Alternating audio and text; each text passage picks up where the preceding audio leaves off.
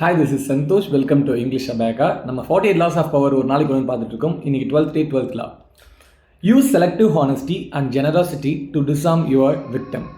இந்த இடத்துல என்ன சொல்கிறாங்கன்னா, எப்பயுமே வந்து ஒருத்தவங்களை மேனிப்புலேட் பண்ணணும்னு நினச்சிட்டு டேரெக்டாக போயிட்டு நீ இந்த மாதிரி பண்ணு, அந்த மாதிரி பண்ணு, நான் இந்த மாதிரிலாம் புத்திசாலியான ஆள் அப்படின்னு சொல்கிறத வந்து இவங்க அவாய்ட் பண்ண சொல்கிறாரு.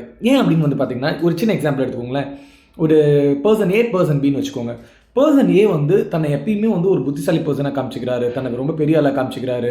அப்படின்ற பட்சத்தில் அவர் கூட பேசக்கூடிய பர்சன்ஸ்க்கு எல்லாருக்குமே ஒரு விதமான இன்செக்யூரிட்டி வந்து ஃபீல் ஆகும். அவர்கிட்ட பேசும்போது, ஐயோ இவர் ரொம்ப பெரிய ஆள், இவர்கிட்ட எல்லாத்தையும் நம்ம சொல்லக்கூடாது, இவர்கிட்ட ஏதாவது சொன்னால் நமக்கே நாளைக்கு ப்ராப்ளம் வரும் அப்படின்னு சொல்லிட்டு உங்ககிட்ட வந்து ஹானஸ்ட்டாக இருக்கிறதையே வந்து கொஞ்சம் அவாய்ட் பண்ணிவிடுவாங்க.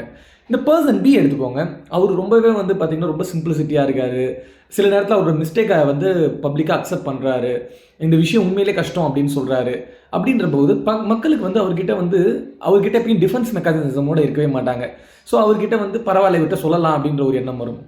ஒரு சின்ன எக்ஸாம்பிளாக, இப்போ கிளாஸ்லேயே வந்து டீச்சர் வந்து பார்த்திங்கன்னா ஒரு ரொம்ப ஸ்ட்ரிக்டாக எப்பயுமே பர்ஃபெக்டாக இருக்காருன்னா அவர்கிட்ட வந்து பசங்க கிட்ட போகிறதுக்கே பயப்படுவாங்க.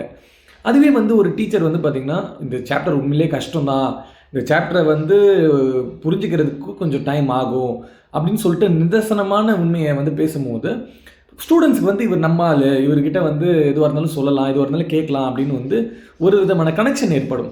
ஸோ அந்த கனெக்ஷன் தான் பவர் அப்படின்றத சொல்கிறாரு. அது மட்டும் இல்லாமல் இந்த 12th லாவில் வந்து பார்த்திங்கன்னா பீப்புள் வந்து உங்களை சுற்றி இருக்கும்போது ரிலாக்ஸ்டாக ஃபீல் பண்ணும்போது தான் அவங்க ரொம்பவே வந்து உங்களுக்கு ட்ரஸ்டபுளாக நினச்சி நிறைய விஷயத்தை உங்ககிட்ட ஷேர் பண்ணுவாங்க. நீங்கள் ரொம்ப இன்ஃப்ளூயன்ஸான பர்சனாகவும் இருக்க முடியும் அப்படின்றத சொல்கிறாங்க.